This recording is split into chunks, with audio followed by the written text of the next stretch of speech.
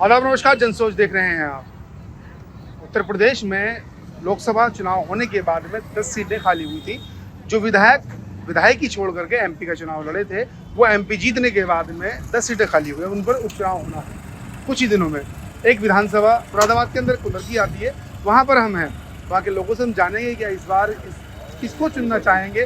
BJP, Samajwadi और party जितनी भी है, आरएलडी है, या आरएलडी तो बीजेपी का ही पार्टी है, जैसे एआईएमआईएम हो गई या फिर बीएसपी हो गई, आजाद समाज पार्टी हो, कई सारी पार्टियां, किसको चुनना चाहेंगे और किस किस मुद्दे पर ये चुनना चाहेंगे, कौन पार्टी इनके लिए आवाज़ उठाती है, किस पार्टी से ज़्यादा पसंद, सारी बातें हम जानने की कोशिश करेंगे। सर, उपचुनाव होना है 10 सीटों पर, आपकी कुंदरकी भी उसमें शामिल है। जियाउर रहमान जीते, लोकसभा पहुँच गए। इस बार किसको देखना चाहेंगे आप अपने प्रत्याशी?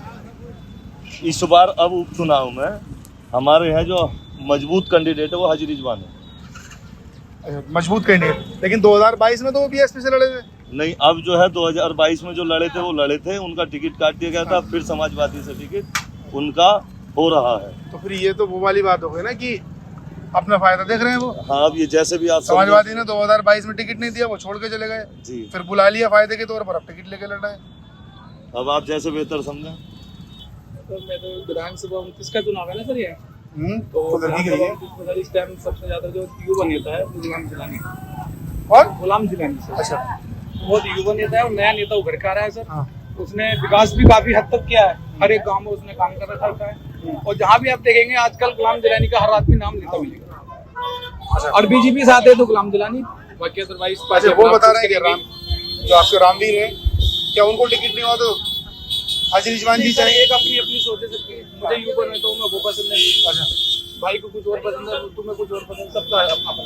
तो टिकट के दावेदार हैं गुलाम सरकार कोई भी हो, हाँ, जब तक जनता का जुड़ाव ना होगा तो बेकार है। सरकार कोई भी हो, ये रोड 8 साल से 10 साल से पड़ा है। जब तक ये रोड बढ़ जाता वादी खत्म होती।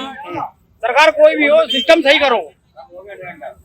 तो समाजवादी पार्टी के ही विधायक रहे हैं, सांसद भी समाजवादी। मेरी बात हुई थी प्रत्याशी से, बीजेपी प्रत्याशी से कुंदरकी में, वो भी जा रहे थे, मैं भी बाइक से निकला जा रहा था। मैं साहब ये रोड ना दिख रहेगा आपको? बोले और दो समाजवादी को वोट। अच्छा, अब यार एक बात बताओ, एक आदमी से कौन सी सरकार बदल रही है, एक आदमी से कौन सी बताओ? सिस्टम सही होना चाहिए, बाकी कोई भी हो। किसको देखना चाहेंगे आप? अरे हम कह तो दिया पहले पिछली बार, हाजी रिजवान हो या कोई भी हो, कोई भी एक बताओ ना, एक वोट आएगा, एक को जाएगा। बेहतर कौन? बेहतर तो हाजी रिजवान ही थे, क्योंकि वो जनता की दुख दुख में लगे रहते थे। लेकिन पिछली बार पार्टी ने ऐसा करा, टिकट ही काट दिया, खत्म हो गई उनकी। फिर भी उनका टिकट काट दिया, वो पार्टी छोड़ के चले गए। हाँ, पार्टी छोड़ के चले गए। ऐसा क्यों किया, पूछा नहीं आपने? क्या जो उनसे लोग हुए थे वोटर, वो उधर चले गए, बात खत्म। कहाँ चले गए? फिर भी जियाउर रहमान जी थे। अरे 40,000 वोट मिले ना, 42 मिले, 42 मिले ना, तो लगभग 20,000 तो उनके साथ के जुड़े हुए होंगे। अच्छा, ये है सिस्टम, और क्या है? नहीं तो फिर तो ये आप कह रहे हैं समाजवादी पार्टी इस बार भी अगर टिकट नहीं दी फिर वो छोड़ के चले जाएंगे। फिर कहाँ से उनका सिस्टम है, क्या बात है, टाइप का। क्या नाम है सर आपका? नाम बता दीजिए। मोहम्मद आजम साहब। ये समाजवादी बता रहे हैं, कोई बता रहे हैं कि बीजेपी। हम कोई सी बात ही न बता रहे। हाँ, 1995 का माहौल हुआ पड़ा है, अब अड्डे पर लाइट भी नहीं है अभी। अच्छा, इन्होंने तो किसी ने ये मुद्दा नहीं बताया कि हमारे लाइट की समस्या है बस। अच्छा, तो लाइट इस जो अड्डा है रोड के साइड में, यहाँ पर नहीं है जी। तो आप क्या चाह रहे हैं इस चुनाव के बाद, जो जीतेगा वो लाइट लगवाए? देखो कौन कराएगा लाइट, देखो कौन करवा, जो काम कराएगा हमको दे देते। कौन करवा क्या बता कौन कराएगा जी? इस अड्डे की मैं ही समस्या बताऊं। सबसे पहले 11,000 यहाँ हुई, लाइट ही ना। बताओ, एक मकान को चाहे 1 किलोमीटर दूर गए लाइट, वो केबल खिंच गए, इस अड्डे पर आज तक लाइट ही ना है। अच्छा, अभी पीछे भाई बता रहे थे हाँ कि गुलाम जिलानी साहब आ रहे हैं, चलो साहब, क्या रहेगा? कोई उम्मीद है बीजेपी का ना आगा ना प्रत्याशी है जी? कोई बात ना, जब तक कोई मुस्लिम बीजेपी का प्रत्याशी ना आएगा तब तक विकास ना है। तो मुस्लिम एरिया है। अब ये लोग तो बता रहे हैं रामवीर साहब को। रामवीर साहब पहले भी रहे हैं, और अब कोई नया मुस्लिम प्रत्याशी चुने। तो किसको चुनना चाहेंगे आप? काफी हैं, अब ये तिरुप साहब हैं। कौन?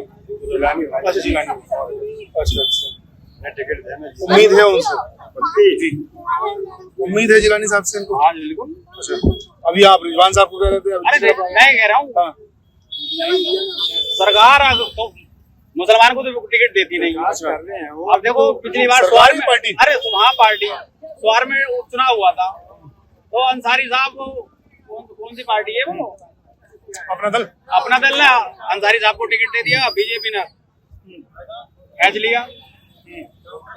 बीजेपी ने खींच लिया, बात खत्म। उनका उनके विधायक हो गए। ऐसे ही है वो। मतलब जो, तो वो तो अपना दल पार्टी तो बीजेपी की है ना, दोनों साथ है। वो तो बीजेपी है हाँ। लेकिन कैंडिडेट तो मुसलमान खड़ा करा उन्होंने। हाँ। वहाँ भी अच्छी सीट जीत ली सीट उन्होंने। जीत ली। हाँ। ऐसे ही है वो ना। हाँ। अच्छा, अगर टिकट मिल जाएगा, जीत जाएंगे, बिल्कुल बीजेपी में चले जाएंगे। बिल्कुल। विधानसभा कुदरकी है और कुदरकी के लोगों का आपने रुझान जाना है, किस तरीके से अपनी बातें बता रहे हैं वो आपने वीडियो में देख लिया होगा। इस पर क्या आपकी राय है? मतलब कि कुछ लोग समाजवादी कह रहे हैं, कुछ लोग बीजेपी कह रहे हैं और कुछ लोग कह रहे हैं कि चेहरे का इजहार चुनाव होने वाला है। देखना चुनाव के वक्त होगा, क्योंकि अभी तो चुनाव की डेट भी रिलीज नहीं हुई है, पता नहीं चला कि कब तक ये चुनाव होंगे। लेकिन अभी भी जनता के अंदर एक गर्माहट है और सोच रहे हैं कि हमारा आने वाला विधायक कौन होगा और किसको चुनेंगे और कौन इनकी समस्याओं को विधानसभा के अंदर रखेगा, कौन इनके मुद्दों को विधानसभा में उठाएगा। आप देखते रहिए जनसोच। शुक्रिया।